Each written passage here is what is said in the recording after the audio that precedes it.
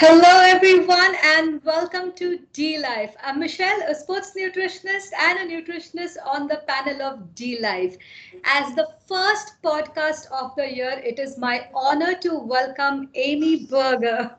If you are anywhere close to Twitter and keto, then you have seen Amy and her tweets. She is the author of the book Alzheimer's Antidote. She has a wonderful blog and website, tuitnutrition.com. She has a very popular YouTube channel which talks about keto without the crazy. And she has a very unique style which is very simple, very straightforward, yet very informative. So do check out her videos. And today we are going to talk to her about everyone's favorite topic, which is weight loss.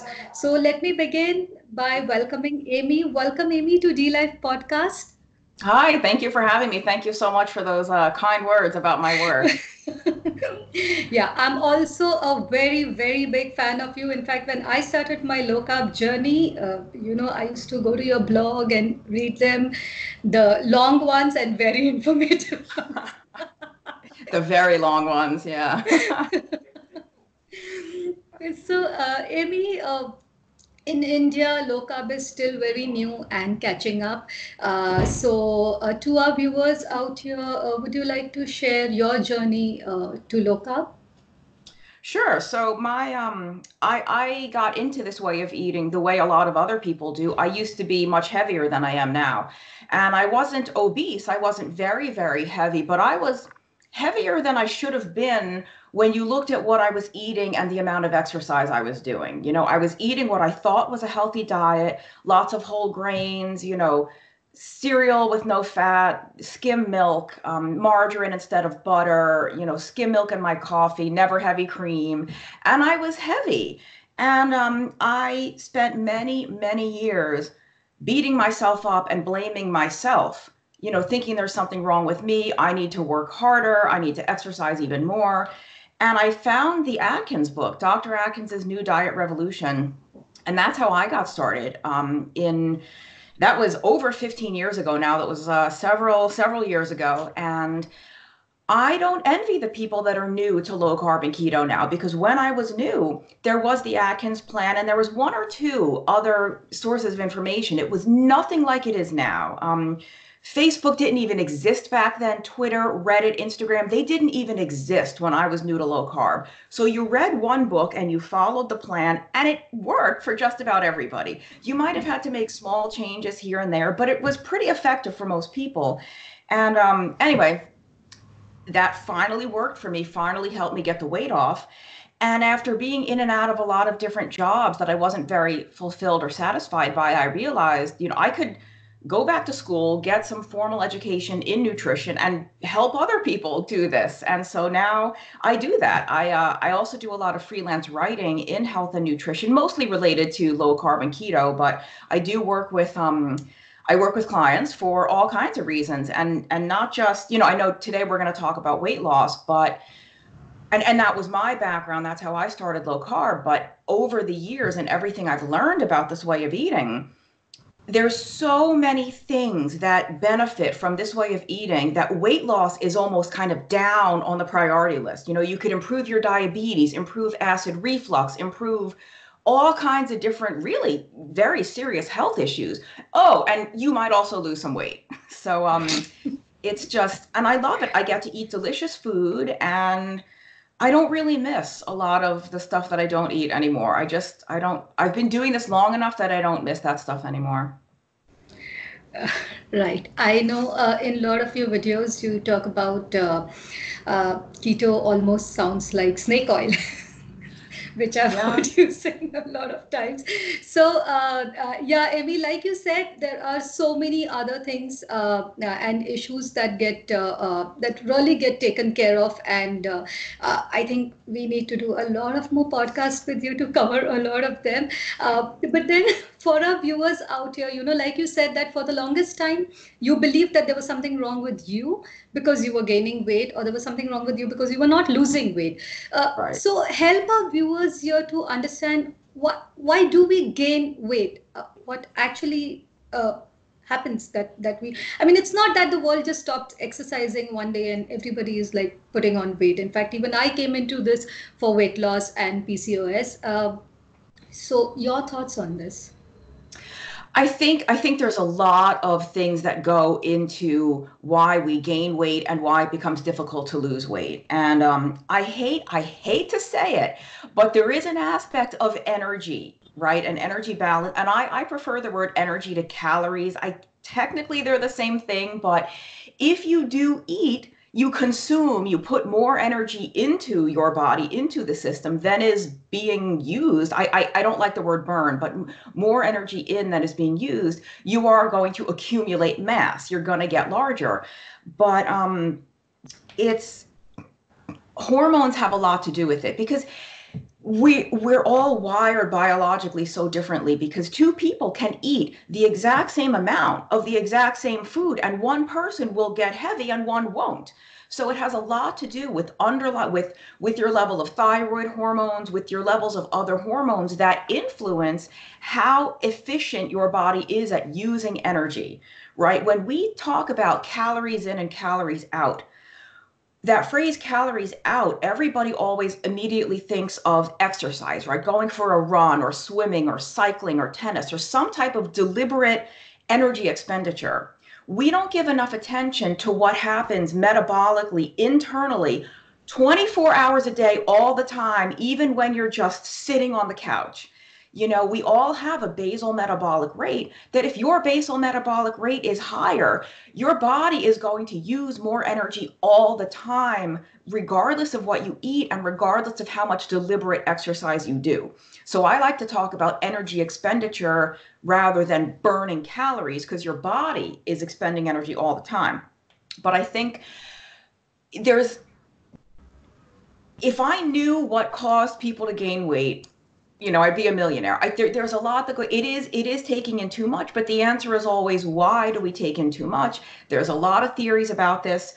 Some people will say that some of the modern foods kind of hijack our brain. They hijack our appetite. They hijack our sense of being satisfied, that we just eat more and more and more. If you were going to sit down to a big piece of fish or a big piece of meat. I know some people watching this are probably vegetarians, or even so eggs or something. There's only so much of that you're going to eat before you're very full and you've had enough. But you eat cookies or donuts or cake and you can just eat and eat and eat. There's really no off switch. So we just eat a lot more than we ever would have eaten of a food hundreds or thousands of years ago. And then the other issue is that because most of these foods that we would overeat on are high in carbohydrate, they raise blood sugar, which raises the hormone insulin. And I'm sure that most people watching are used to hearing of insulin as a hormone that helps control blood sugar, right? When your blood sugar goes up, your pancreas secretes insulin, and insulin helps bring the blood sugar down. But that is only one of many, many, many other things that insulin does. One of the things insulin does is signal that we are in the fed state, meaning that we've eaten, but it really signals that we've eaten carbohydrate. And insulin inhibits, not only does it help the blood sugar come down, it blocks the release of stored fat from your fat cells. If you want to lose body fat, the fat first has to be released from the fat cells where it's stored, and it gets sent through the bloodstream to other tissues and cells to be burned, to be used. Well, when insulin is elevated, it blocks the release of the fat. So if we're having a high carbohydrate breakfast and then our insulin is up, and in a healthy person, that insulin will come back down pretty quickly, and your body will be back to the fat burning mode between meals. In someone who is more sensitive to carbohydrate, the insulin is going to rise very high, and it might stay high for hours and hours. It might not even come back down to normal before you're having a snack or before you're having your next meal. So if your insulin is high all day, the fat never really has a chance to come out to be burned. This is why it's so difficult for so many of us to lose body fat when we eat a high carbohydrate diet. And of course, this doesn't apply to everybody. There are people that can eat a high carb diet and they don't gain weight. Their internal hormonal system might just be better suited, and they don't have that very, very large insulin response, and it doesn't stay high most of the day. So it's not, the whole story is not insulin and carbs, but that's a big part of it, especially when you look at how what we eat has changed over the past, 50 years, if not 100 years or so. Right. So, most of the time when we talk to somebody who wants to lose weight and we start talking about insulin, their first reaction is that, I'm not diabetic. I don't want to talk about insulin. I want to lose some weight. Yeah. And in fact, that's what a common man understands, that insulin is related to diabetes. Of course. That is one part of it. So, Amy, like you said, that we eat a high carb meal and our insulin goes high, and that is what blocks our fat loss, I can say, which is a very good thing that you have brought up. Because generally, when somebody comes up, they say, "How do I lose fat?" Or we all have lost some weight. So, where has that gone? I always say that the body has used it up. We don't. Mm-hmm. So can you give some more details, or for a common person who wants to understand that why low carb works, and how is it that fat loss really happens on low carb? Right. So before I get to that, you brought up a really good point that we need to emphasize, especially if your audience is kind of new to this way of eating. When we talk about insulin and blood sugar and diabetes, there are millions of people, and that's not an exaggeration, millions of people that have perfectly normal blood glucose, but their insulin is very, very high. And this was my situation before I found low carb. I was not diabetic. Now, I have a family history of diabetes. So if I hadn't changed my diet right now, I probably would have type 2 diabetes. But it's people with normal blood sugar, but very high insulin. And these are the people that tend to be very, very heavy, especially around the middle, that abdominal obesity, or many, many of these people are at a quote unquote normal weight. They're not overweight, but they might have high blood pressure. They might have high triglycerides, low HDL. They might have gout. They might have skin tags. They might have migraines. There's PCOS in women. There's all kinds of other health problems that are caused or made much worse by that high insulin, even when they have the normal blood sugar. So that's a huge point.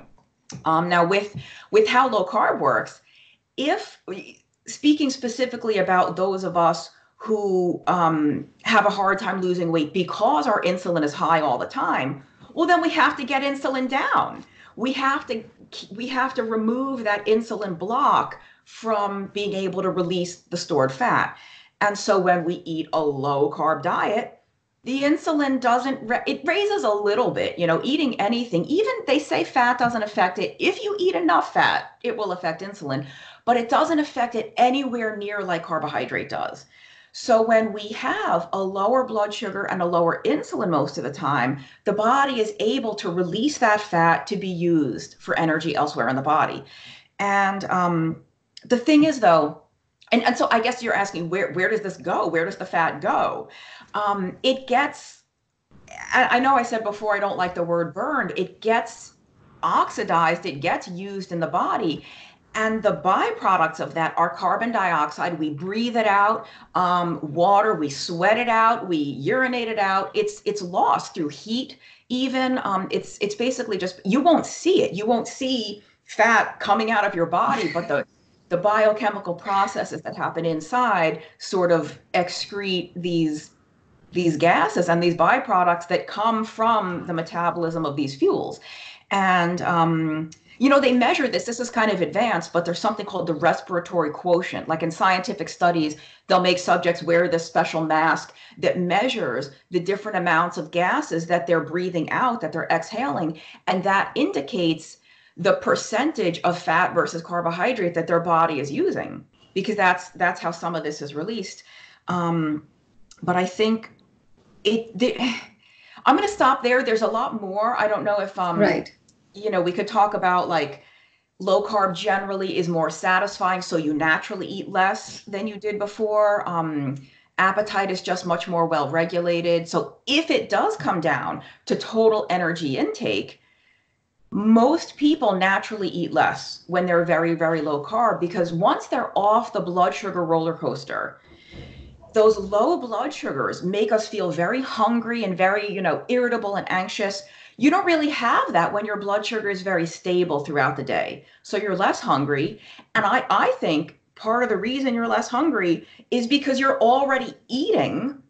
Internally, your body is eating its own stored fat. So just because you're not eating food from the outside doesn't mean your tissues inside aren't consuming energy. They're just getting it from your stored fat. And the thing is, though,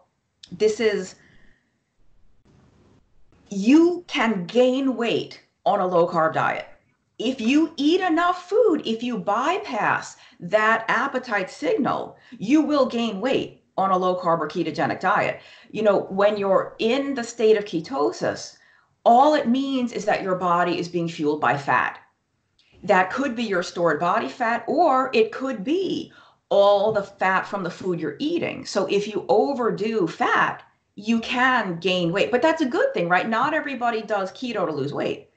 So, Right. but that's a lot. I'm going to stop there. Okay. So, Amy, that's something very interesting that you said, which was that the hunger pangs that we get, where like you really need food. And I wasn't very overweight, but I had like pounds to lose, and I used to exercise. And the moment I was back from the gym, I needed food, and I had to eat every 2 hours. Like you said, we eat whole grain. Now someone like this walks up to you as a client, and you tell them, okay, you know what, you don't have to eat this carbs anymore, and you can still exercise and you can still lose weight. And this whole hunger pang thing that you said, and this whole fat for fuel thing that we are talking about, the question that comes up is, why will I not feel hungry if I'm not eating every 2 hours?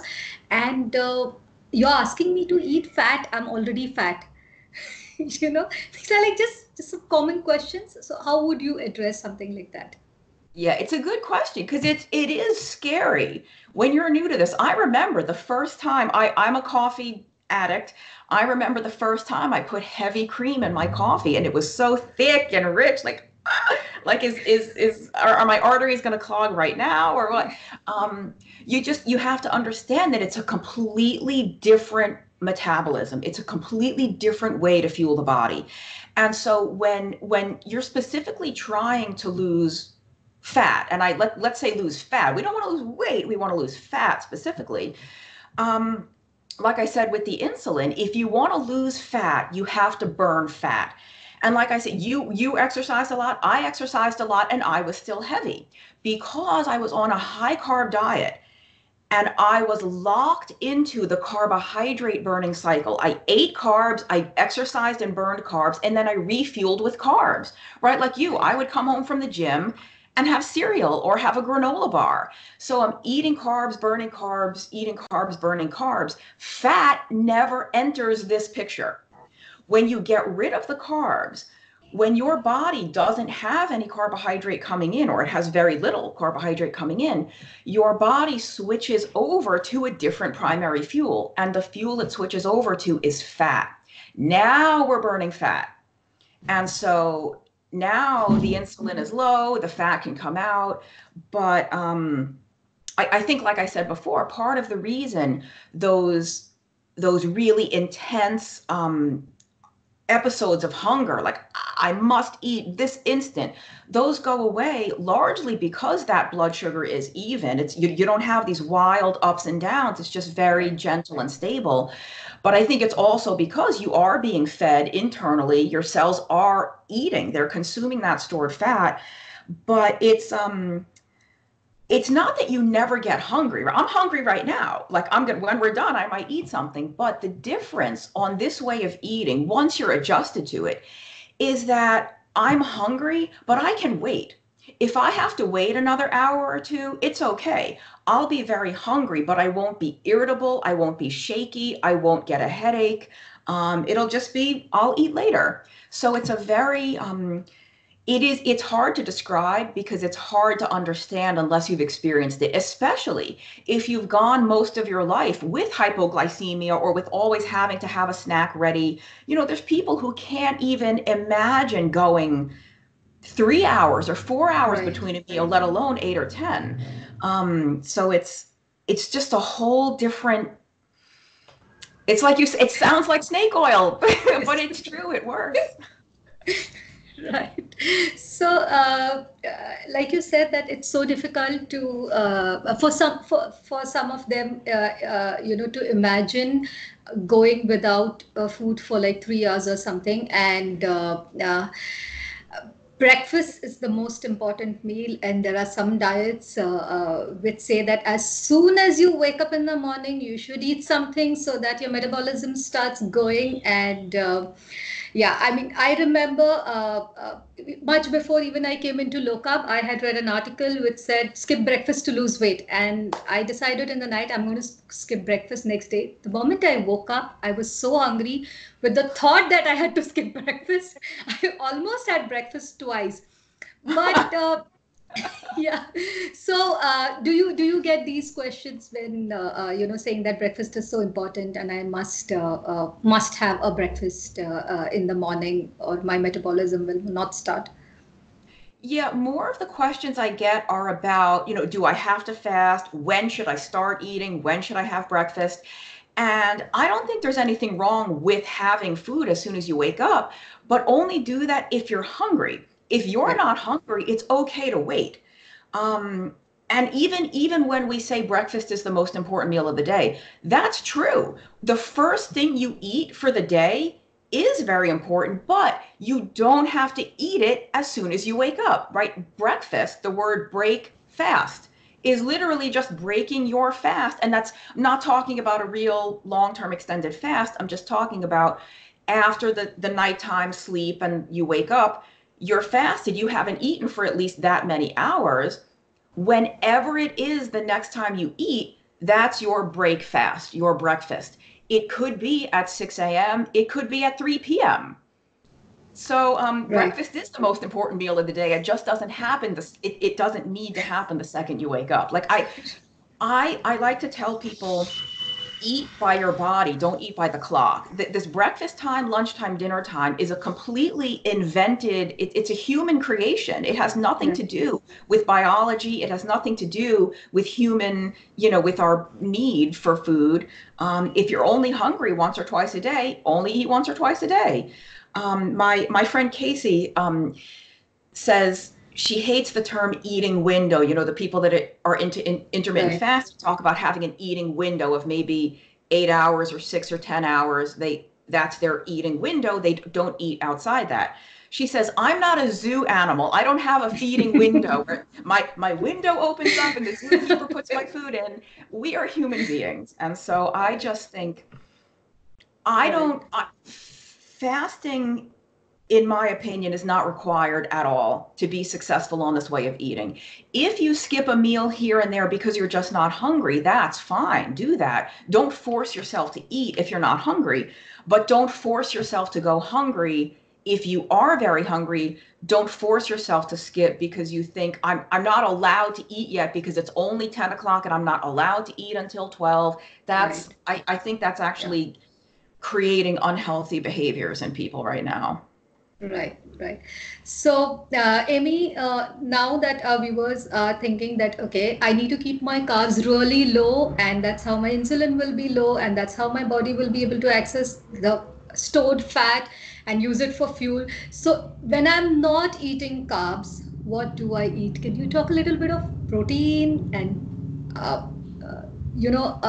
macronutrients that we really need to have on this low carb diet? Right. So you're going to eat things that will not raise your blood sugar or insulin very much. And that's going to be fatty animal foods, whether it is seafood or poultry or pork or lamb or beef or eggs or anything like that. Um, Dairy is fine if you eat dairy, Right. high fat dairy, not really liquid milk, but things like cheese, butter, ghee. I had a client in the U.S. who was from India. She was so happy when I told her it was okay to eat Right. ghee again. She had like not been eating it for so long because she thought it was bad for you, right? And in terms of the carbohydrate, this is not a no carbohydrate diet. It's a very low carbohydrate diet. So what we're not eating is the starchy carbs and Right. the sugars and the grains. So we normally don't think of something like lettuce or zucchini or asparagus or mushrooms as being uh, carbohydrate, but they are. They're just not starchy. So any leafy greens, spinach, kale, any kind of salad green, any kind of cabbage, broccoli, uh, all even tomatoes, small amounts of tomatoes, onions. And of course, everybody has a different tolerance level. Some people Right. need to be very, very low carb all the time. Some people can eat a little bit more. Um, and there's a lot of debate now, of course. I'm not sure if the carnivore movement has hit India, but there's a lot of debate right now. Do we even need vegetables at all? Right. I don't I don't think we do, but I think despite what some people might be seeing online now, you absolutely can include a varied amount of vegetables and even small amounts of fruit in a low carb diet and be successful. Right. So, yeah, carnivore movement in India. There are some of us who are there on Twitter who are seeing it, but Yeah. I think it's really difficult to maybe practice it here as of now. But I'm not really sure. So, Amy, for all this great information on weight loss, thank you so much. Now coming to your new book, which you are launching, The Stall Slayer. Oh, So, thank you so much for asking. Um, so I hope to have it out. Oh yeah, go ahead. Sorry. no, no, no. Yeah. So I was saying, so for all of us who are there on the low carb and keto world, I think that book is for us. Yeah. Yeah, I yeah, it's specifically written for people that are already doing a low carb or ketogenic diet and they are not getting the fat loss results that they want. Now, I think anybody who's interested in this way of eating can read it and learn from it, but it's specifically about breaking a stall in fat loss. And I hope to have it out by March at the latest. We should have a PDF version available sometime in the next month.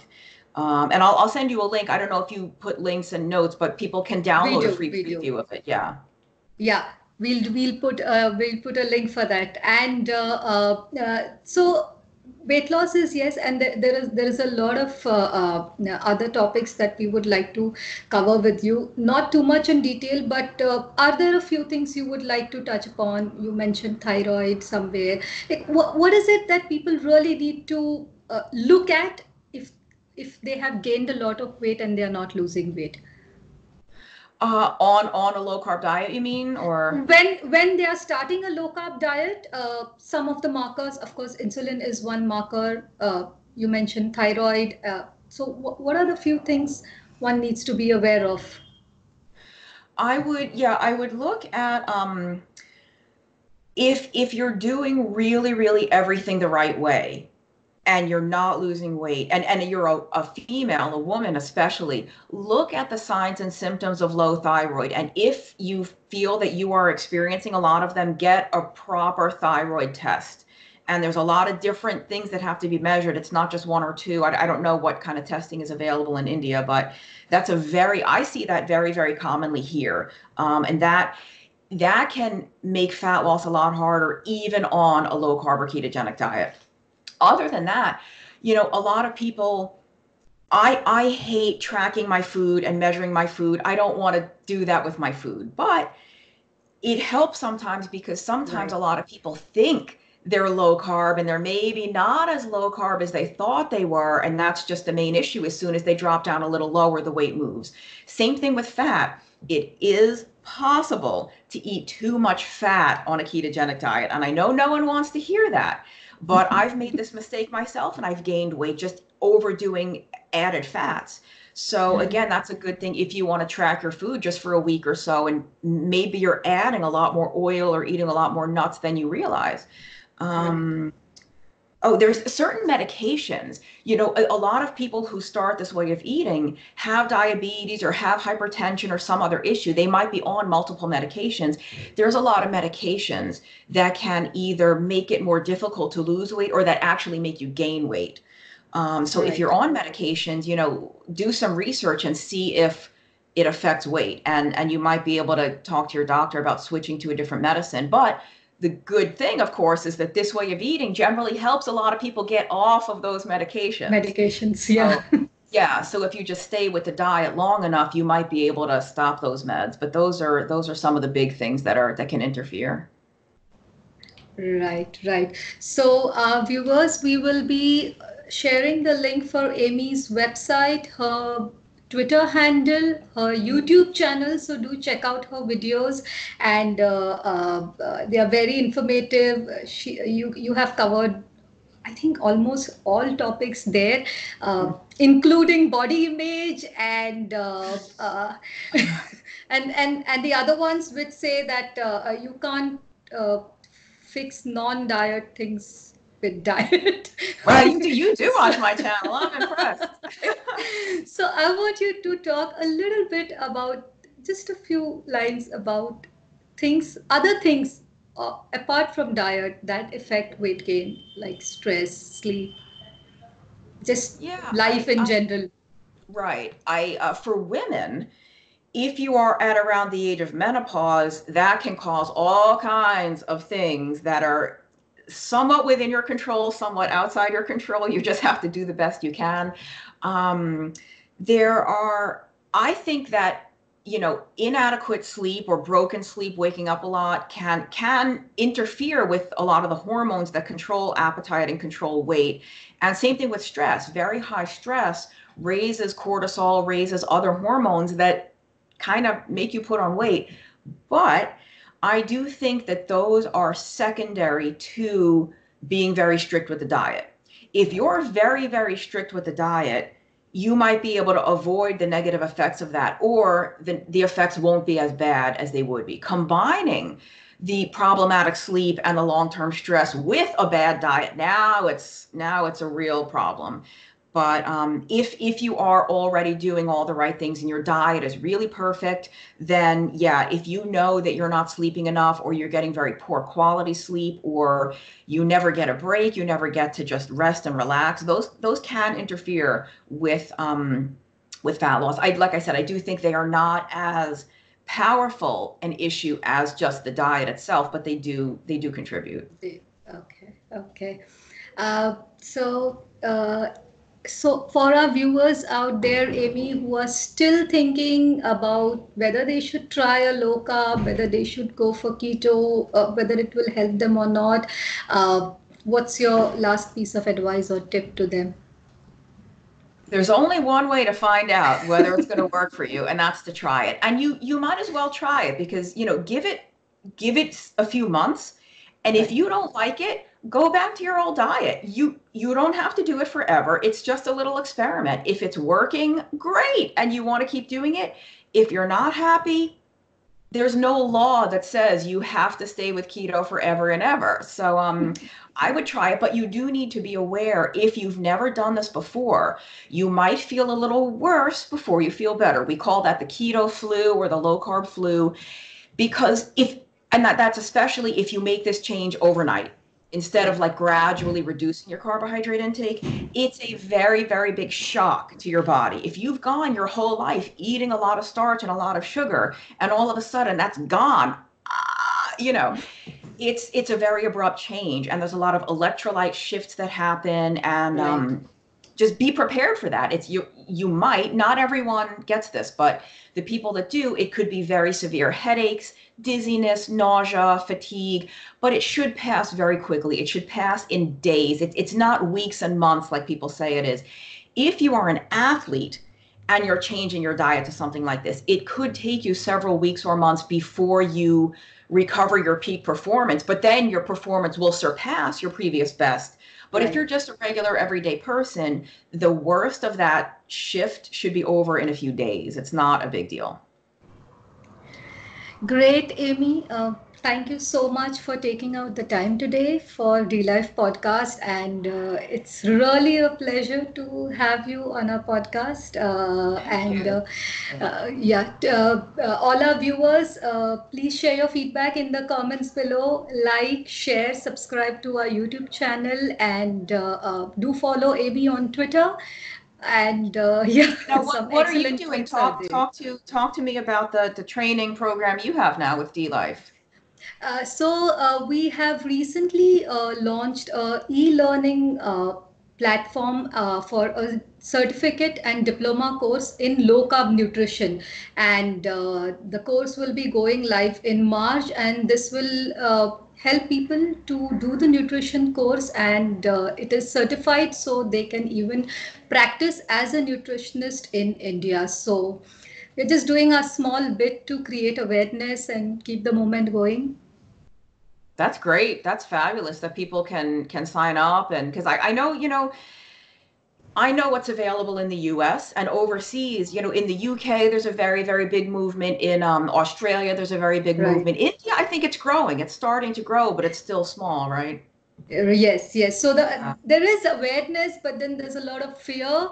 Also, like you mentioned before, most of them think that it's a carnivore diet. Most of them just think it's bacon and eggs, and with a lot of vegetarian population in India, it's a bit difficult. But like we said, with the e-learning course that we are starting, more of them will be educated with the science of it, and that's how they will spread the right information to the people out there.